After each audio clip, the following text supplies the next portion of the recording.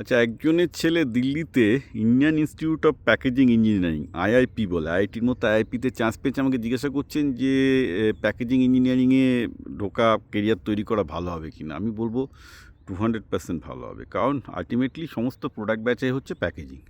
যত এফএমসিজি, অর্থাৎ ধরুন আপনি খাবার বেচুন, যা কিছু বেচেন না কেন, এখানে প্যাকেজিংটাই হচ্ছে আসল। প্যাকেজিং না করতে পারলে কিছু হয় না। প্যাকেজিংয়ে আইআইপিতে পেলে তো খুবই ভালো, যেহেতু ওগুলো ইন্ডিয়ান ইনস্টিটিউট, বোধহয় কলকাতায় একটা আছে বোধহয়। আর তার সাথে সাথে এখন অনেক জায়গায় মানে ইভেন প্যাকেজিংয়ের ডিপ্লোমা ইঞ্জিনিয়ারিংও দেওয়া হয়, ব্যাচেলার ইঞ্জিনিয়ারিংও দেওয়া হয়। ইনফ্যাক্ট প্যাকেজিংয়ে ডিপ্লোমা করে পর্যন্ত লোকজন খুব ভালো চাকরি পাচ্ছে। ফরগেট অ্যাবাউট আইআইপি থেকে এমটেক বা বিটেক করা, প্যাকেজিংয়ে যারা ডিপ্লোমা করছে তারা পর্যন্ত খুব ভালো চাকরি পাচ্ছে। হ্যাঁ, এবং প্যাকেজিংয়ে অনেক কিছু শেখার আছে, প্রোডাক্ট ইঞ্জিনিয়ারিংয়ে অনেক কিছু শেখার আছে।